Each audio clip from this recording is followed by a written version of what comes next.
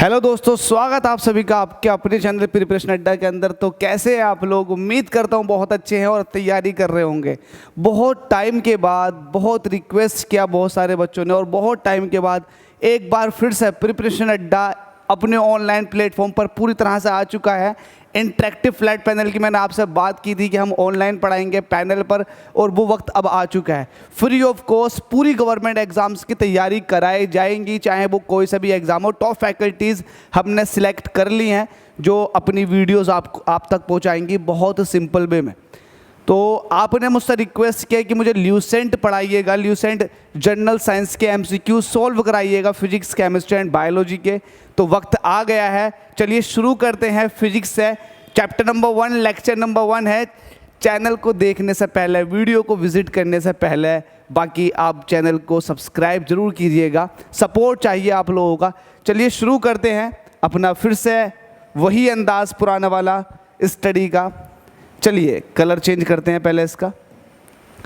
तो दोस्तों यहाँ पर हमसे इस पर्टिकुलर चैप्टर को शुरू कर रहे हैं, ल्यूसेंट का। ये चैप्टर नंबर 1 है जिसको हम यांत्रिकी बोलते हैं। यांत्रिकी को इंग्लिश में मैकेनिक्स कहते हैं। अभी फ़िलहाल मैं मैकेनिक्स की डेफिनेशन पे नहीं जाऊंगा कि क्या होता है मैकेनिक्स, किस तरह से ये डील करता है। मैं डायरेक्ट एमसीक्यू सॉल्व कराऊंगा। कभी पर्टिकुलर डे में मैं उस पर्टिकुलर टॉपिक को एक्सप्लेन कर दूंगा। तो चलिए शुरू करते हैं। पहला एमसीक्यू जिसमें हमसे कह रखा है कार्य का मात्रक है। 4 ऑप्शन दे रखे हैं, आपको पता होगा, आप लोग तैयारी कर रहे हैं तो नो डाउट आपको पता होगा कि इसमें कार्य का मात्रक कौन सा है, और एकदम से सॉल्व कर देंगे। बहुत सारे बच्चे ऐसे होंगे जो 1-2 सेकंड में इसका आंसर लगा देंगे। कुछ लोग सोच रहे होंगे, बट मैं आपको ट्रिक बताता हूँ। इसका नहीं, बहुत सारे क्वेश्चन है सिमिलर जिनका आंसर सेम होता है। तो किस तरह से होता है बता देता हूँ। देखिए, कार्य हुआ, कुछ फंडामेंटल यूनिट्स होती हैं उनके बारे में डिस्कशन करेंगे। कुछ यूनिट होती है फिजिकल क्वांटिटीज़, उनकी बात करेंगे। जैसे कि कार्य है, देखिए मैं लिख रहा हूँ यहाँ को कार्य। बहुत टाइम बाद हिंदी में डील कर रहा हूँ, हैंडल कर लेना वरना इंग्लिश के वर्ड्स निकलेंगे इसके लिए। कार्य हो गया, और यहाँ पर ऊष्मा, कार्य ऊष्मा, और किसी भी तरह की ऊर्जा, किसी भी तरह की ऊर्जा। कार्य हो गया, ऊष्मा हो गया, ऊर्जा हो गया, बल आघूर्ण हो गया, बल आघूर्ण हो गया, या फिर बल युग्म का आघूर्ण, बल युग्म का आघूर्ण। एक्चुअल में ये जितनी भी क्वांटिटीज हैं इन सब का एक ही यूनिट होता है, इन सब का एक ही यूनिट होता है, और वो होता है जूल। क्योंकि ये सब की सब ऊर्जाएं ही हैं किसी न किसी फॉर्म में। जबकि आपको मैं एक बात याद दिला देता हूँ, मैंने आपको सिखा भी रखा है कि जब कभी भी बल के अंदर, देखिएगा, अगर मैं ऊपर वाले की बात करूँ तो कार्य का आपको सबको पता होता है फॉर्मूला क्या होता है, बल गुणा विस्थापन। पता होगा आपको, बल गुणा विस्थापन होता है। बल युग्म के अगर आघूर्ण की बात करोगे तो बल गुणा लंबवत दूरी। तो ये इसके अंदर भी देखिएगा, अगर बात करोगे तो इसमें भी फोर्स और डिस्प्लेसमेंट, या फिर एक काम कर लेते हैं, डिस्प्लेसमेंट डिस्टेंस ना बोल करके डायरेक्ट यहाँ पर मैं एल लिख देता हूँ, जहाँ पर यहाँ ये इंडिकेट कर रहा है वो लेंथ के लिए कर रहा है। तो जब भी फोर्स का मल्टीप्लिकेशन लेंथ के साथ होगा तो वो केस ये वाला भी है, और वो केस सेम ये भी है। जब भी फोर्स का मल्टीप्लिकेशन डिस्टेंस, डिस्प्लेसमेंट, कुछ भी ले लो आप, मैं यहाँ पर सिर्फ एल कह रहा हूँ कॉमनली। जब भी फोर्स का मल्टीप्लिकेशन एल के साथ होगा तो यहाँ पर भी तो फोर्स का मल्टीप्लिकेशन एल के साथ हो रहा है। तो जब कभी भी फोर्स का मल्टीप्लिकेशन एल के साथ होगा वो हमेशा डायमेंशन देगा एनर्जी की। तो कभी भी इस चीज़ में बिल्कुल भी परेशान ना हो। जब कभी भी फोर्स में मल्टीप्लाई हो रही हो डिस्टेंस की, तो डायरेक्ट आंसर लगा दीजिएगा ऊर्जा। ऊर्जा का मतलब जूल, उसका यूनिट क्या हो जाएगा, जूल। अब देखो कार्य हुआ, इसमें भी तो फोर्स के अंदर भाई विस्थापन क्या होता, विस्थापन का अगर डायमेंशन फॉर्मूला देखोगे तो एल होता है। तो यहाँ पर फोर्स में एल की मल्टीप्लिकेशन, इसमें भी तो फोर्स में एल की मल्टीप्लिकेशन हो रही है। अगर इसकी बात करेंगे बल युग्म के आघूर्ण की, तो इसके अंदर भी फोर्स में एल की मल्टीप्लिकेशन होती है। तो जब कभी भी फोर्स में एल की मल्टीप्लिकेशन होगी तो एनर्जी बन जाती है, उसका यूनिट होता है जूल। तो यहाँ पर हमसे पूछ रहा कार्य का मात्रक क्या है? अब आपको पता है कार्य में फोर्स में एल की मल्टीप्लिकेशन होती है, मतलब विस्थापन की। विस्थापन का डायमेंशन फॉर्मूला एल है, तो जब कभी भी फोर्स की मल्टीप्लिकेशन एल से हो जाएगी तो वो हमेशा बन जाएगा एनर्जी। बिल्कुल भी ना भूलें। तो यहाँ पर कार्य का मात्रक क्या हुआ? जूल। सिंपल सा है, यूपी पीसीएस ने पूछ रखा, आरआरबी ने पूछ रखा, नो डाउट ये आगे भी पूछा जाएगा। तो इस तरह के बाकी क्वेश्चन को देख लेते हैं। अगला क्वेश्चन है हमारे पास, और वो क्वेश्चन है दूसरा। इसमें कह रखा है कि प्रकाश वर्ष किसकी इकाई है? बहुत पढ़ रखा प्रकाश वर्ष। प्रकाश वर्ष बता देते हैं, पहले प्रकाश वर्ष को जान लेते हैं। एक्चुअल में प्रकाश वर्ष जो आता है, स्टैंड करता है, इसकी परिभाषा जो होती है वो ये होती है कि प्रकाश मतलब लाइट एक साल तक, कितने तक? एक साल तक स्पेस में जितनी दूरी ट्रैवल करती है वो प्रकाश वर्ष कहलाता। तो प्रकाश वर्ष क्या हुआ? प्रकाश एक साल तक स्पेस के अंदर जितनी दूरी जाएगा वो प्रकाश वर्ष कहलाएगी। अब वो दूरी तो बहुत बड़ी क्वांटिटी की होगी, बिल्कुल सही, 9.46 इंटू 10⁻15 मीटर, ये उसका ऑर्डर है दूरी का। तो एक प्रकाश वर्ष 1 लाइट ईयर जो होता है वो 9.46 इंटू 10⁻15 मीटर का होता है। तो ये तो आपको पता चल गया। खैर, लेकिन ये भी तो जानना जरूरी है कि लाइट ईयर प्रकाश वर्ष किसका मात्रक हुआ? दूरी का। किसका मात्रक हुआ? दूरी का। तो दूरी का मात्रक होता है प्रकाश वर्ष। ये एक यूनिट है। बड़ी बड़ी क्वांटिटी को मीज़र करने के लिए, लंबी डिस्टेंस को मीज़र करने के लिए हम प्रकाश वर्ष का इस्तेमाल करते हैं। ठीक है, सिंपल सा क्वेश्चन, इसका आंसर हो गया दूरी। अब नेक्स्ट क्वेश्चन की बात कर लेते हैं। हालांकि दूरी नापने का एक बड़ा यूनिट भी है जिसको हम पारसेक बोलते हैं। कहीं ना कहीं वो भी पूछ लिया जाता है और पूछ लिया जाएगा। देखिएगा, अगला क्वेश्चन है, हमसे कह रहा है इस क्वेश्चन के अंदर बल की एसआई यूनिट की बात कर रहा है। एसआई गलत मत समझना, एसआई यूनिट क्या है? अब जाहिर सी बात है, बल की यूनिट आपको पता है न्यूटन होती है, जबकि इसकी सीजीएस यूनिट की बात करोगे, तो वो डाइन होती है। तो बल का यूनिट क्या हो गया? न्यूटन। ये एक ऐसा यूनिट हुआ। तो कहीं यहाँ लिखा हुआ है Newton? Yes, option number 2 Newton. ये भी आरआरबी एनटीपीसी ने 2016 में पूछा। तो कितने फर्जी, मतलब कितने इजी क्वेश्चन भी पूछे जाते हैं एग्जाम्स में, ये हमारे लिए प्लस पॉइंट होता है। चलिए नेक्स्ट क्वेश्चन की बात कर लेते हैं। चलो इसमें एक चीज़ और बता देता हूँ आप, एक्स्ट्रा वो ये रहेगा, इसके अंदर यहाँ पर केल्विन भी दे रखा है, तो इनको भी जान लेते हैं क्योंकि ये भी बेसिक है और ये भी पूछ लिए जाते हैं एग्जाम्स के अंदर। कुछ भी पूछा जा सकता है, साइंस है ये। केल्विन जो होता है एक्चुअल में ये भी एक ऐसा यूनिट है, ये भी ऐसा यूनिट है किसका? तापमान का। टेम्परेचर को मीज़र करता है।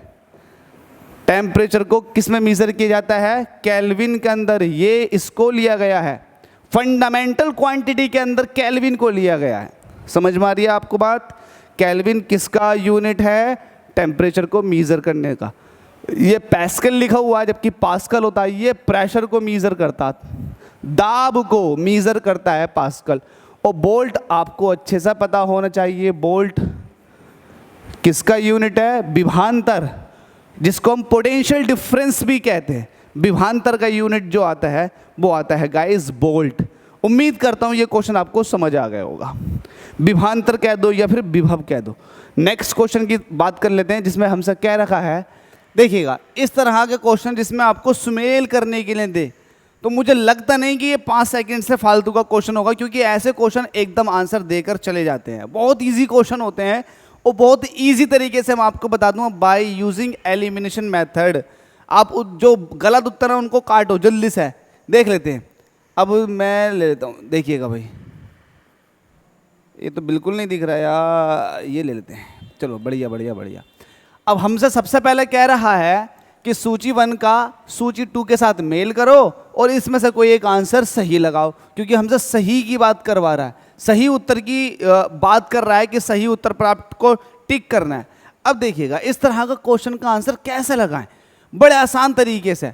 तो सबसे पहले मैं आपको बताना चाहूँगा कि इसका आंसर 5-10 सेकंड से फालतू का नहीं है। फिलहाल मैं आपको समझाऊंगा तो हो सकता है 1-2 मिनट लग जाए, लेकिन क्वेश्चन बहुत ज़्यादा लेंथी है नहीं, मैं आपको समझा चुका हूँ कि ऊर्जा का मात्रक क्या होता है।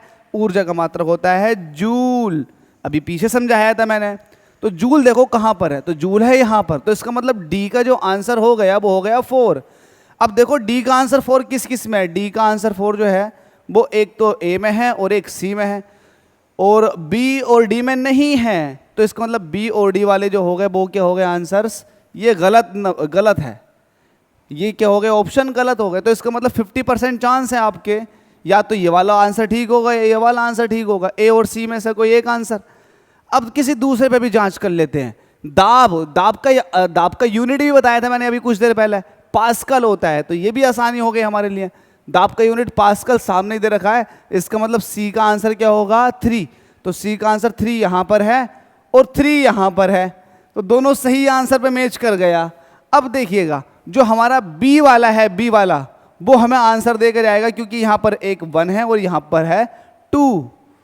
ए भी दे सकता है और बी भी देकर चला जाएगा। तो चलो बी की बात कर लेते हैं। बी में कह रहा है तरंग दैर्ध्य का मात्रक। अब आपको पता है तरंग दैर्ध्य क्या होती है भाई, तरंग दैर्ध्य मैं बता देता हूँ, जिसको हम वेवलेंथ बोलते हैं। तो वेवलेंथ तरंग दैर्ध्य, इसके बारे में थोड़ा बता दूं ना ताकि आपको अच्छा लगे। देखिएगा एक्चुअल में जब तरंगें होती हैं तो दो तरह से चलती हैं, एक अनुप्रस्थ और एक अनुदैर्ध्य। लेकिन मैं एक पर्टिकुलर ले लेता हूँ ट्रांसवर्स वेव को। अब ये क्रेस्ट और ट्रफ की फॉर्म में चलती है, कि दो सिमिलर बिंदुओं के बीच की दूरी को वेवलेंथ बोल देंगे हम। ये हमारी वेवलेंथ हो गई, जिसको हम लैम्डा से कहेंगे। तो जो वेवलेंथ होती है वो एक तरह की दूरी है, लेकिन ये बहुत छोटी होती है, तो इसलिए इसके लिए यूनिट भी इस्तेमाल जो होती है वो छोटी वाली होती है, जैसे कि नैनो, पीको, एंगस्ट्रॉम। तो यहाँ पर देख लेते हैं ऐसे कौन सी छोटी सी दूरी का मात्रक दे रखा है यहाँ पर। तो यहाँ पर दे रखा है इसके सामने एंगस्ट्रॉम। अब इसको ए नोट से दिखाते हैं एंगस्ट्रॉम को। इसकी वैल्यू भी बता दूं, 10⁻⁻10 मीटर होती है। तो ये भी हमें एक बेनिफिट मिल गया, यही फायदा होता है हमारे पास। तो बी का जो आंसर होगा वो होगा 2। तो बी का आंसर 2 कहाँ कहाँ है, इसमें है। ये तो गलत आंसर है, इन पर तो मत देखो बिल्कुल। तो ये आंसर ये मैच कर गया, इसमें नहीं है। तो इसका मतलब ये हो गया कि ये आंसर भी पूरा का पूरा गलत है। तो सी पर आप क्या कर दोगे, टिक कर दोगे। ये यार आपको समझाने में थोड़ा लेंथी हो सकता है, लेकिन जब आप एग्जामिनेशन हॉल में बैठोगे तो नो डाउट 10-15 सेकंड में इसका आंसर लगा करके चले जाएंगे। चलिए नेक्स्ट क्वेश्चन की तरफ देख लेते हैं, जिसमें हमसे कह रहा है अगेन दूसरा, इसमें भी सूची है। तो हमसे वही कह रहा है कि सही उत्तर का मेल करो। तो सही उत्तर का मेल कर लेंगे, कोई दिक्कत नहीं, इनकी खुशी के लिए। यहाँ पर हमसे कह रखा है ये भौतिक राशियाँ हैं। अरे नहीं दिख रहा भाई, यहाँ पर हमसे कह रहा है कि ये कुछ भौतिक राशियाँ हैं और इनकी ये इकाई है। इकाई को हम बोलते हैं, जाहिर सी बात है, क्या, यूनिट, मात्रक। तो चलिए देख लेते हैं, ये भी बहुत आसान है। पहला वाला देख लेते हैं, दूरी। दूरी का मात्रक आपको अच्छे से पता है, मीटर होता है। देखो कहाँ पर है इसमें दूरी। अब देखिए दूरी का मात्रक मीटर नहीं दे रखा, लेकिन देखो इसमें कौन सा मात्रक दे रखा। बहुत सारे मात्रक होते हैं, एंगस्ट्रॉम, नैनोमीटर, प्रकाश वर्ष और पारसेक वगैरह। तो इसमें देखो दूरी का मात्रक कौन सा वाला दे रखा, ये है प्रकाश वर्ष। तो ए का कौन सा आंसर हो गया, 3। अब देखो ए का 3 कहाँ कहाँ दे रखा, ए का 3 इसमें भी है, इसमें भी है। तो इसका मतलब ये वाला आंसर भी गलत है और ये भी गलत है, इन दोनों को काट दिया आपने। अगेन 50% चांस सही उत्तर पे पहुंचने के। तो चलिए बी को देख लेते हैं, क्योंकि बी में 2 अलग अलग आंसर्स हैं। बी बता देगा आपको पदार्थ की मात्रा। तो पदार्थ की मात्रा जो होती है ना, पदार्थ की मात्रा, क्वांटिटी ऑफ मैटर, पदार्थ की मात्रा, इसका जो मात्रक होता है वो होता है मोल। क्या होता है, मोल।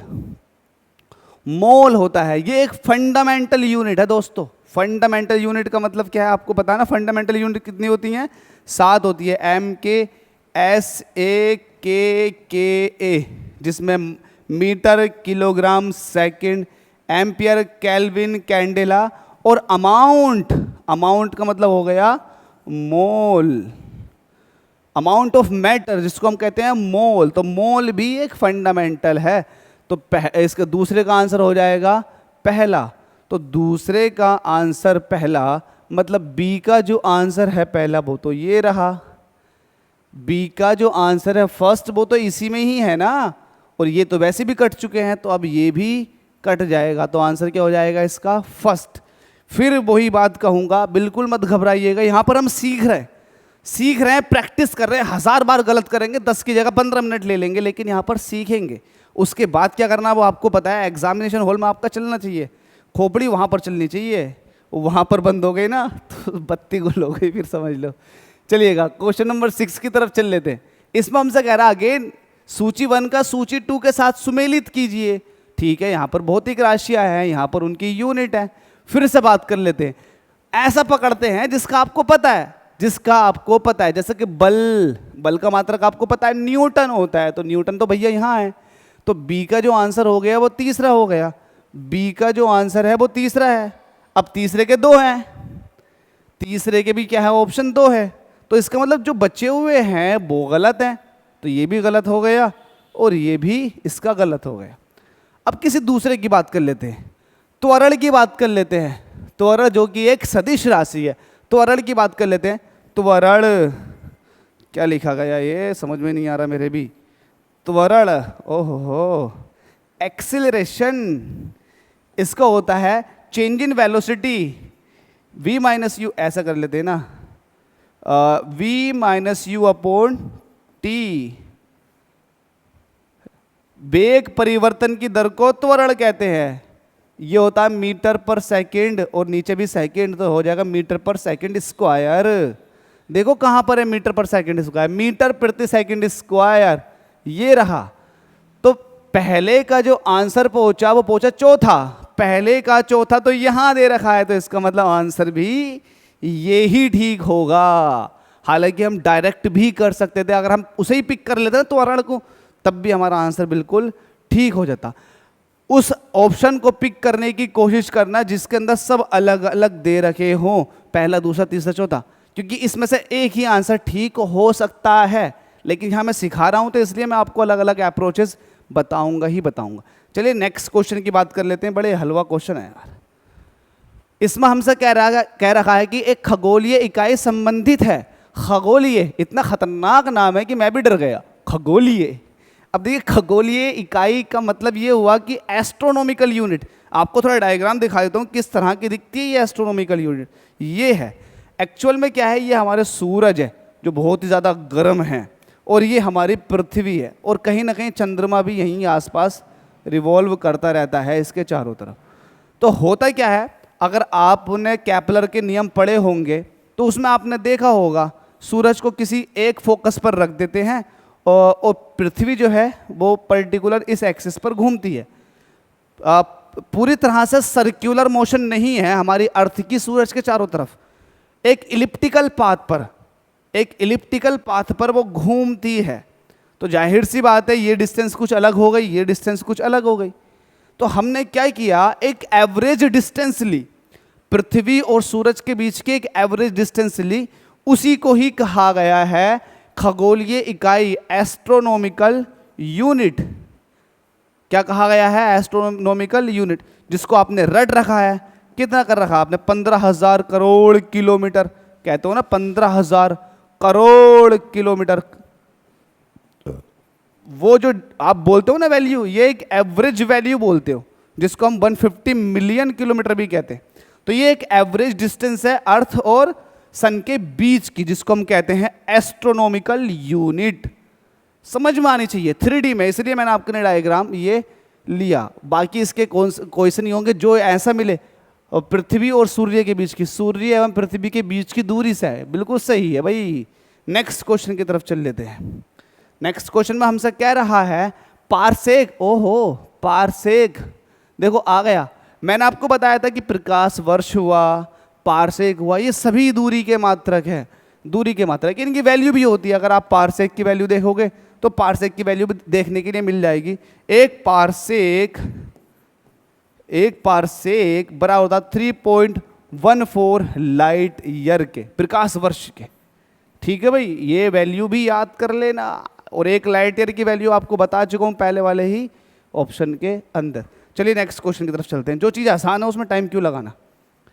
हमसे कह रहा है क्वेश्चन नंबर 9 के अंदर भैया जी कि निम्नलिखित में से कौन सा सुमेलित नहीं है। ये नहीं तो गड़बड़ी डालता है, ये नहीं जो है ये बहुत खतरनाक गड़बड़ी डालता। आपके देखते हो सुमेलित देखते हो कि कौन सा सही है, लेकिन यहाँ पर कह रहा है क्या सुमेलित नहीं है, मतलब अच्छे से मेल नहीं खा रहा। इट मीन्स वो रॉन्ग आंसर होगा हमारी नॉलेज के हिसाब से। तो देख लेते हैं, यहाँ से बात करते हैं सेल्सियस।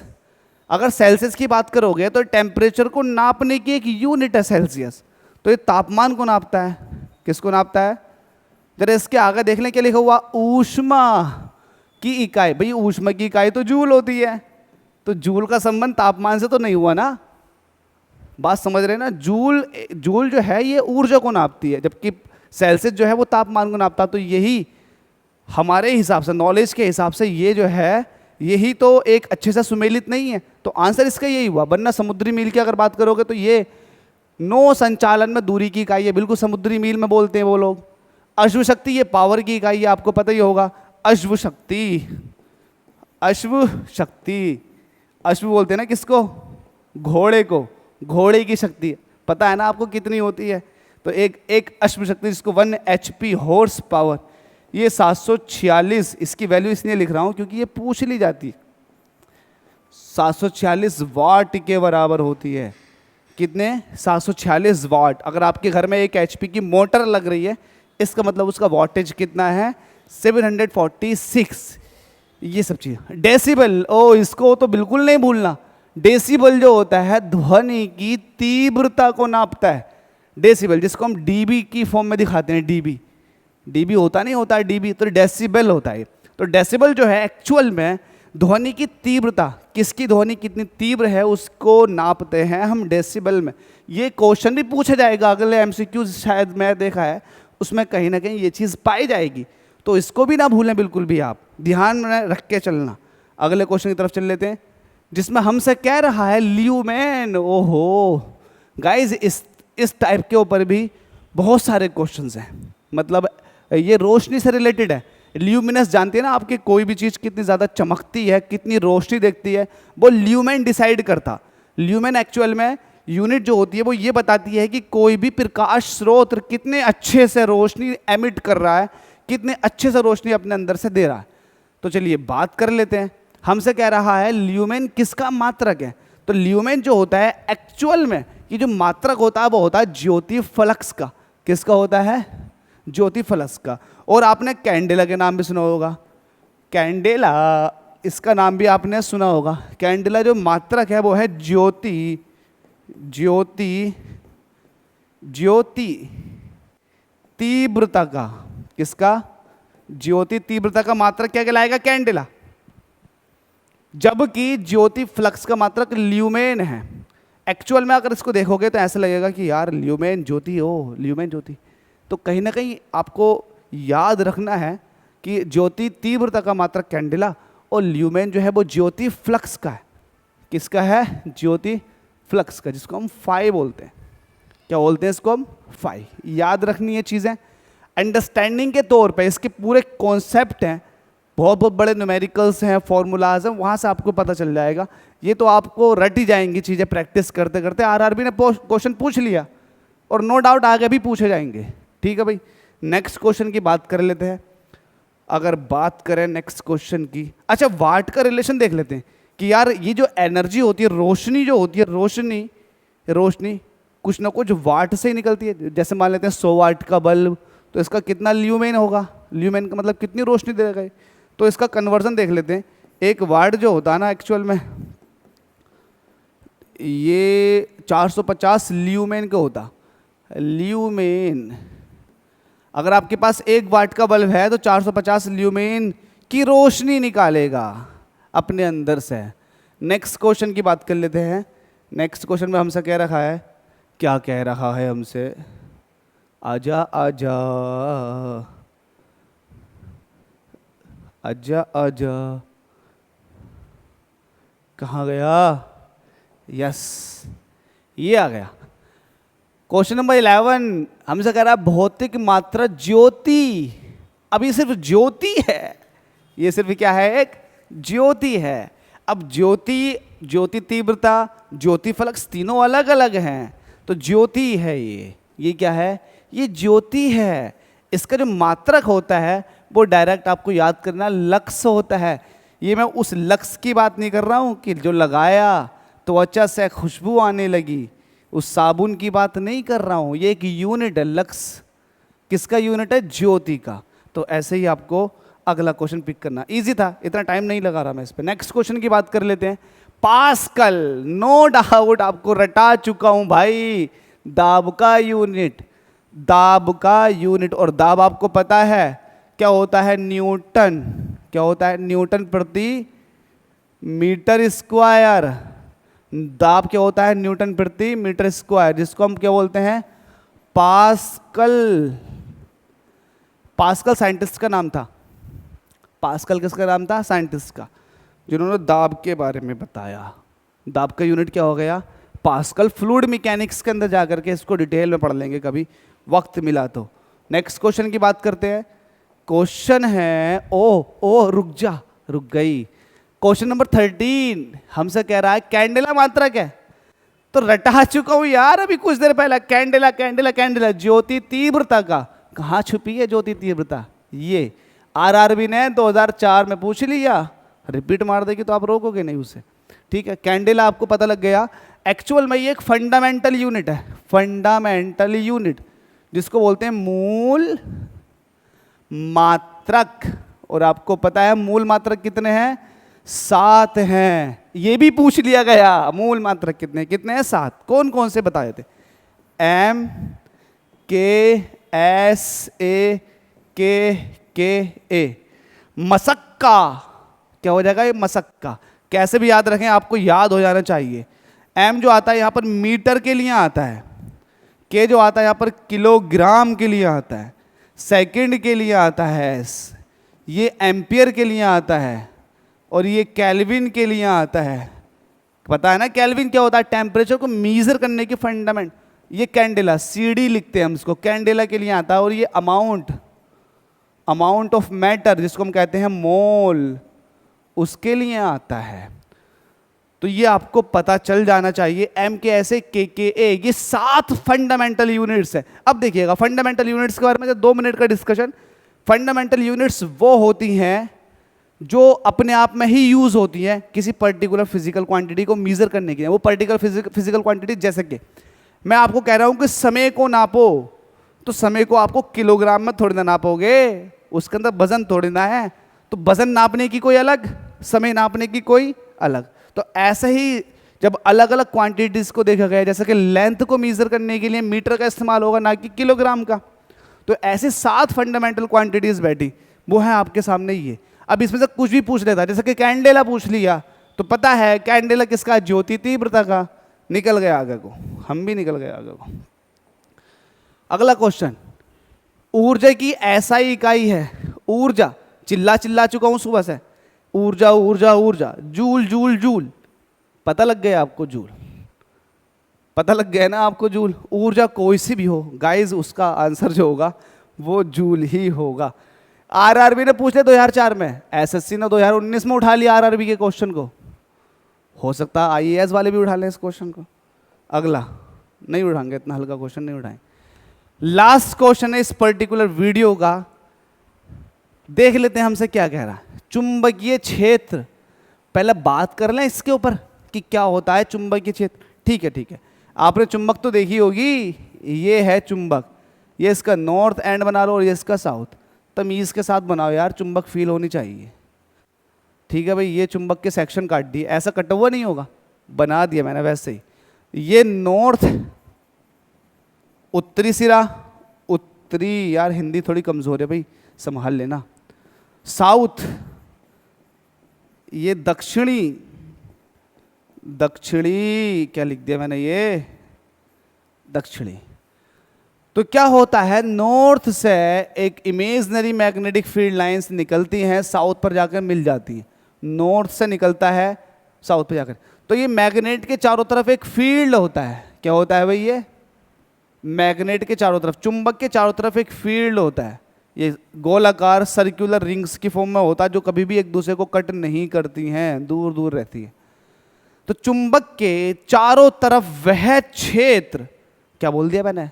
चुंबक के चारों तरफ वह क्षेत्र जहां पर किसी दूसरी चुंबक को, ये क्या है, किसी दूसरी चुंबक को लाने पर, दूसरी चुंबक ले लो या चुंबकीय पदार्थ ले लो, बात एक ही है। किसी दूसरी चुंबक को लाने पर वो चुंबक आकर्षण या प्रतिकर्षण का अनुभव करे, अनुभव एक्सपीरियंस करे। एक्सपीरियंस तो तभी करेगी जब उसके साथ वो घटना होती है। तो चुंबक, जो दूसरी चुंबक है, वो आकर्षण या प्रतिकर्षण का अनुभव कर रही है, तो जहां तक कर रही है, इसके चारों तरफ जहां तक कर रही है, तो वो इसका अपना एक चुंबकीय क्षेत्र कहलाता है, जिसको हम बी से प्रदर्शित करते हैं, जिसका यूनिट तसला होता है। तसला बोल दो, टकला बोल दो, सब एक सही है, लेकिन एक्चुअल में टेस्ला होता है। टकला मत बोल देना यार कभी मसले खराब हो जाए। तो ये है। अच्छा, एम्पियर की अगर बात करेंगे तो ये फंडामेंटल यूनिट हो गई करंट की, टेस्ला इसका आंसर हो गया। और भी कोबाल्ट, कोबाल्ट, अबे ये तो एक मटेरियल है कोबाल्ट ये यूनिट के अंदर दे दिया। ओम आपको पता होगा प्रतिरोध का मात्रक है, रेजिस्टेंस का। 2019 में पूछा है एसएससी ने, आगे भी पूछेगा। तो ये हमारे 15 क्वेश्चंस कंप्लीट हो चुके हैं।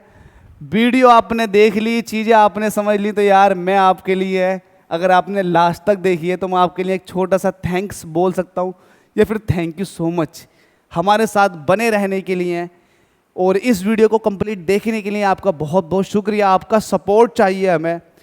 आप लोग इतने टाइम तक मेरे साथ जुड़े रहे, मुझे बहुत पसंद किया आप लोगों ने, और आगे भी आप कंटिन्यू इसको बनाए रखिएगा। जो आपके साथी हों उनको बोल दीजिएगा फ्री ऑफ कॉस्ट। मैं तो साइंस पढ़ाऊँगा, लेकिन बाकी फैकल्टीज़, टॉप फैकल्टीज़ मैंने पिक की हैं जो बहुत अच्छे से आपको रिजल्ट देने वाली हैं। उन्होंने बहुत सारे बच्चों का गवर्नमेंट एग्जाम्स में सिलेक्शन कराया है।